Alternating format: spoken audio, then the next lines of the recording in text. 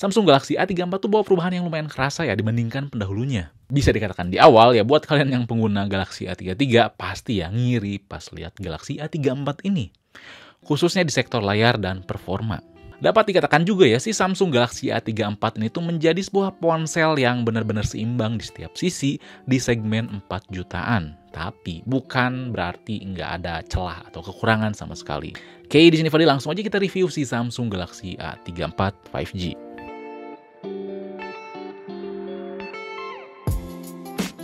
Yang pertama bicara masalah fisik dulu yang bongsor. Sektor desain sebenarnya saya nggak bisa bilang mirip dengan S23 sih. Saya lebih suka bilang ini tuh kembali mirip dengan Galaxy A32. Hadir tanpa bump kamera dengan lensa yang nggak terlalu nonjol. Hanya saja di sini tuh framenya sedikit lebih tebal ya dibandingkan A32 dan A33. Sekilas emang kayak flat sih framenya, namun sebenarnya tuh enggak ya. Ini sedikit melengkung, yang bikin gripnya tuh nggak terlalu kaku ya. Nah, si tombol di framenya tuh cukup empuk, lalu kita nggak bisa nemu jack 3,5 mm, kita juga nggak bisa nemu slot microSD yang misah dari dual SIM-nya. Yap, di sini tuh microSD-nya hybrid. Bagian belakangnya ini masih berbahan plastik ya walau flat. Kalau Samsung sih bilangnya ini glass stick ya. Sebuah plastik yang diberikan tampilan seperti glass atau kaca ya. Tapi saya enggak keberatan karena feel-nya tuh lembut ya, kerasa lebih solid dibandingkan A33. Lalu yang bikin solid adalah sih masalah feedback getarnya. Yes, akhirnya gitu ya, saya bisa merasakan sebuah feedback getar yang nyaman di ponsel Samsung 4 jutaan. Biasanya kan saya ngomel-ngomel gitu kalau misalkan coba Samsung 4 jutaan tapi feedback getarnya tuh masih kalah dibandingkan kompetitornya. Tapi di sini enggak. Di sini kita dikasih 5 tingkatan getaran ya, yang dimana kalau kita setting tingkat 3 ke bawah tuh udah nyaman ya. Soft dan bikin experience megang tuh lebih premium. Kalau misalkan pengen kenceng ada tingkat keempat dan 5 tapi nggak kasar gitu. Tetap enak dirasanya. Tentu aja kita di sini masih dikasih rating IP67 yang bikin saya nggak suka dan kangen dengan A33 adalah dimensi dan bobotnya. Yap, di sini tuh kerasa lebih bongsor ya. Ini tuh karena masalah layarnya. Nah, layarnya tuh sekarang 6,6 inci, naik 0,2 inci ya dibandingkan pendahulunya. Walaupun cuma 0,2 inci, tapi percayalah ya, kerasa banget jadi luas. Susah dipakai satu tangan, ditambah ya bezelnya kelihatan tebal. Yang dimana emang enak ya dipakai buat nonton ya, karena view-nya lebih luas. Ditambah speaker yang ada juga udah ngedukung Dolby Atmos yang enak didengarnya. Renyah dan nggak saling balapan antara bass dan treble. Tapi yang harus kalian ketahui adalah layarnya itu nggak dukung HDR10. Dan aplikasi device info hardware tuh nggak bisa ngedeteksi layarnya itu punya color gamut yang luas. Dan memang secara praktiknya tuh bisa dikatakan layar AMOLED-nya tuh cukup standar ya dari segi kualitas warna. Tentu lumayan nonjok warnanya, kontrasnya juga baik. Hanya saja memang overall warnanya tuh biasa aja. Walaupun saya setting warnanya ke vivid, di sini warnanya bisa nonjok tapi nggak pakai banget ya. Tapi untuk masalah sensitivitas baik, refresh rate 120Hz-nya juga enak dioperasiin dan untungnya juga bisa ada always on display yang udah balik lagi ya. Bisa tampil terus dan tentu ada pilihan temanya. Nah, dan saya yakin banget ya pengguna Galaxy A33 tuh ngiri banget karena nggak punya always on display ini. Dan jangan ngarep ada update software ya ke Galaxy A33 buat nampilin always on display. Nggak akan ada ya. Nah, nomor 3 tuh fitur yang lengkap ya. Di sini tentu NFC tuh ada ya. Bluetooth-nya juga asik ya karena udah versi terbaru 5.3 yang lebih irit daya.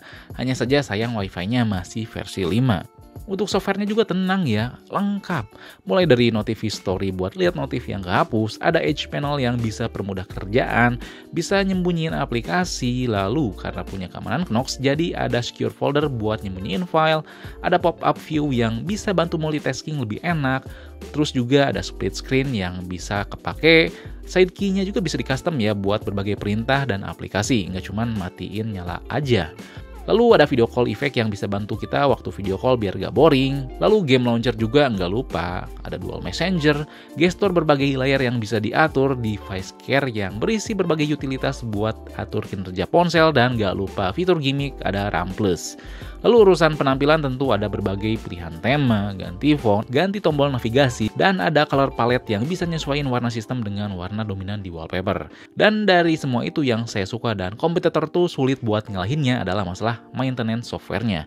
Samsung ngasih 4x5 major update Android dan 5 tahun security patch ya, dikala mid-end tuh ya paling segini tuh dikasih 2 kali update Android doang, atau bahkan ada yang sekali update Android. Kalau misalkan kalian bilang gimmick, sebenarnya enggak sih ya. Kalau misalkan gimmick tuh ya ketika fiturnya ada tapi ya nggak kepake atau useless. Di sini tuh update Android pasti kepake ya, misalkan ya UI-nya lebih fresh, fiturnya lebih baru, terus diperbaiki, dan yang terpenting keamanannya lebih meningkat gitu. Hal ini juga cukup membantu ya buat kalian yang selalu megang ponsel tuh lama ya, 3 tahun ke atas ya, pasti ada lah gitu. Nggak semua orang tuh cuman ya megang ponsel 1 tahun terus ganti, nggak gitu. Hal ini ya berdasarkan juga dengan pengalaman saya punya servis ponsel dari tahun 2013 gitu. Banyak yang minta si ponsel jadulnya di-update, tapi udah nggak dapat update Android ya dari si vendornya. Alhasil ya harus di custom room, atau misalkan ya nggak bisa diapa-apain karena nggak ada custom roomnya. Nah, dengan fitur sebanyak itu, apalagi pakai Android yang terhitung baru, pasti banyak yang raguin. Tapi nggak gitu. Dengan Dimensity 1080 dan One UI 5 bisa memberikan experience penggunaan yang smooth, asik, apalagi bisa nyajiin UI yang fresh. One UI 5 di sini tuh bisa ngasih suatu visual yang nggak cuman kekinian doang. Zaman sekarang kan UI itu serba flat ya, baik dari warna maupun bentuknya. Tapi nggak dikit yang serba flat, yang jatuhnya tuh gak harmonis atau hambar. Nah, di sini tuh nggak gitu. Secara fungsionalitas juga oke ya, dan asik buat dieksplor, nggak bikin boring. Ditambah ya tadi, nge-explore si UI dan fiturnya tuh asik banget ya dengan Dimensity 1080. Kinerja ringan atau multitasking berat bisa dihandle ya. Suhunya tuh gimana nih, pasti ada pertanyaan. Apalagi kalau misalkan udah nyoba si Samsung Galaxy A33 yang pakai Exynos 1280 yang memang mudah naik ya si suhunya. Nah, di sini MediaTek Dimensity 1080 tuh udah baik gitu. Sama baiknya dengan Dimensity 920. Masalah manage suhu tuh udah better ya. Nggak gampang panas, khususnya jika dibandingkan dengan chipset ya tadi, si Exynos 1280. Masalah sinkronisasi dengan game juga baik, karena kalau misalkan kita main PUBG udah ada settingan grafis extreme smooth ya. Biasanya kan nggak dikit gitu. Ponsel dengan chipset baru tapi settingan grafis tuh terbatas ya, harus nunggu update dulu. Eksekusinya juga baik ya tentunya, sensitivitas oke, stabilitas dan performanya baik. Saya main 25 menit PUBG ya, baterainya tuh habis 6% aja. Dan coba lanjut main Genshin Impact nonstop, dipaksa settingan high, bisa dihandle dengan baik juga. FPS juga cukup mulus ya, walaupun sesekali ada frame drop, tapi nggak sering. Dan tentu juga ya suhunya di sini tuh kerasa naik karena grafisnya dipaksa tinggi ya, tapi masih enjoyable. Main Genshin Impact selama 25 menit, baterai habis 8%. Dan overall masalah baterai ini saya bisa katakan belum sesuai angka kapasitasnya sih. Awet, tapi saya rasa bisa lebih dari ini ya. Dengan konsumsi baterai sampai 96%, bisa ngasih screen on time 5 jam 54 menit. Dan ini saya intens banget ya makanya. Mulai dari main game, ambil foto, video, multitasking, pokoknya berat lah. Tapi masih bisa ngehandle seharian dengan baik. Dan screen on time gini tuh masih kalah dengan Samsung Galaxy A54 yang punya kapasitas yang sama, tapi masih kalah gitu. Kalahnya seberapa nanti tunggu aja ya video compare-nya. Dan masalah ngecasnya ya standar ya, ngisi 90% makan waktu 1 jam 27 menit dengan daya 25 watt. Ya bilang standar karena ya kalah lah dengan kompetitornya yang dikala ya rata-rata tuh 30 watt ke atas. Dan tentu di sini nggak dikasih juga ya charger di kotak pembelian. Dan terakhir masalah kamera nih. Kameranya memang kita dikasih OIS ya di lensa utama, namun di sini tuh pakai sensor Sony IMX582 yang sama kayak pendahulunya, yang dimana juga ini tuh lensa dikatakan ya bisa berumur gitu. Tapi fokusnya masih cepat dan baik ya, mau itu objek dekat ataupun jauh. Nah, hasil kamera utamanya bisa dikatakan nggak bakal semua orang suka. Karena biasanya kan ponsel-ponsel di harga 3-4 jutaan tuh nyajiin hasil yang serba gonjreng, baik dari warna maupun kontras. Tapi di sini tuh enggak ya. Bisa dikatakan berusaha natural ya, bukan natural banget. Dan saya nggak keberatan karena hasilnya nggak vivid ya. Lumayan suka.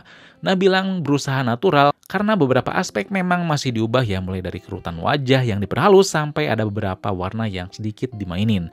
Detailnya baik, nggak lebay ya, dan kita masih bisa lihat noise ya, walaupun kondisi cahaya itu cukup. Tapi nggak berlebihan ya, sesekali kontrasnya juga memang berlebihan yang membuat bayangan kerasa lebih gelap. Lalu dynamic range-nya juga oke aja, nggak bagus dan nggak jelek, tapi overall tetap nyaman buat dilihat. Namun kalau misalkan kita tuh pakai lensa ultrawide, barulah ya warnanya tuh punya saturasi yang cukup tinggi, beda dengan si lensa utamanya ya. Detailnya juga standar ya, nggak wah lah si ultrawide-nya di harganya ini. Kalau lensa selfie-nya ini bisa dikatakan standar aja ya, noise-nya cukup terlihat, warnanya agak kusam, kalau terlalu gelap atau terlalu terang, pasti muka tuh jatuhnya jadi halus ya. Cuma oke aja lah gitu, buat dipakai sesekali buat selfie. Nah, barulah kalau misalkan bicara video dibandingkan gambarnya, saya lebih suka ya. Emang kalau kita pakai mode 4K, stabilannya kurang ya, tapi kita bisa pindah lensa depan dan belakang waktu record video. Nggak bisa ke ultrawide ya, kalau misalkan pengen ke ultrawide, kita harus pindah ke resolusi 1080p. Nah, sukanya juga karena detailnya tuh lebih halus ya, kontrasnya nggak berlebihan, perpindahan fokus masih baik, dan pencahayaannya juga lebih baik ya diambil oleh lensa. Begitu kamera depannya juga sama ya, lebih cerah dibandingkan fotonya. Warnanya lebih sinkron dengan kamera belakang, pokoknya tuh oke, walaupun HDR masih tetap terbatas. Udah ke lensa ultrawide cuman depan belakang aja. Tapi sekelas emang warnanya oke, stabilannya lumayan baik. Tapi kalau misalkan masalah dynamic range-nya agak terbatas sih baik depan ataupun belakang. Tapi di harganya ini dan mengingat spek lain yang disuguhkan, hal itu cukup termaafkan sih. Jadi ya well done lah. Urusan hasil kamera di Instagramnya cukup baik ya. Kita bisa upload Instagram Reels dengan kualitas tinggi yang artinya Full HD. Tapi untuk story masih mentok di HD aja ya. Cukup baik lah. Hanya saja ya untuk TikTok kita nggak bisa ngupload dengan konten kualitas yang tinggi, sayang. Buat lihat hasilnya gimana, saya udah taruh ya di highlight Instagram kami. Kalian bisa lihat dan langsung follow. So, buat saya yang masih kurang di Galaxy A34 tuh ada dua sektor ya. Pertama tadi sektor fisik yang lumayan besar yang bikin kangen banget sama A33 yang lebih enteng dan lebih compact ya. Dan kedua adalah masalah fotografi. Emang gak jelek ya, standar aja, di 4 jutaan tuh cukup kompetitif ya. Apalagi saya masih kebayang-bayangi dengan kualitas foto dari Realme 9 Pro Plus ya. Tapi sektor videonya A34 masih menang. Namun overall dua hal tersebut tuh nggak jadi aspek deal breaker atau menjadi berat gitu buat beli si ponsel ini. Samsung Galaxy A34 ini masih bisa dikatakan menjadi ponsel yang paling seimbang setiap sisi dengan fitur luar dalam yang solid. Kalau lagi-lagi ada yang bacot, tetep bang Samsung Galaxy A52s juaranya. Iya emang, A52s tuh masih layak dibeli apalagi bodinya yang lebih ramping, fotografi lebih renyah, performa sedikit lebih kencang dan ada jig 3,5 mm. Tapi di Galaxy A52s kita nggak bisa dapat update Android yang panjang kayak di ponsel ini, suhunya juga nggak seadem si Galaxy A34, baterainya juga masih lebih baik si A34 ya, termasuk walaupun kurang kencang si A34, tapi lebih stabil ya performanya. Tapi gimana kalau misalkan kita bandingkan dengan Samsung Galaxy A54? Beda sejuta, apakah worth it ya buat nambah segitu gitu? Apakah mending ya ini aja udah cukup di harga 4 jutaan lebih murah? Oke, bakal saya nanti jawab ya di video compare-nya setelah nanti review si Samsung Galaxy A54 ya. Jadi tunggu aja dan jangan lupa juga buat like, share, subscribe Fixme, lalu nyalain lonceng notifikasinya biar gak ketinggalan video berikutnya. Oke, di sini Fadil. Peace out.